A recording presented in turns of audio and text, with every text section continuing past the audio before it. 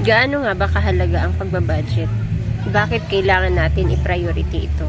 Kasi ganito kasi yan. Based on my experience, hindi ito sa narinig ko lang, experience talaga to mismo sa akin. Ako.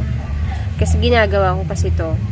Dati kasi hindi ko tinitrace yung mga ginagastos ko. So, ang ending, na-overspend ako.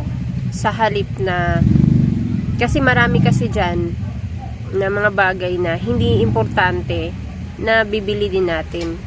Ibig sabihin, kailangan i-priority natin yung needs. Kasi ang wants, walang problema yung wants eh. Gagawin lang natin yung wants na yan kung talagang may extra tayo.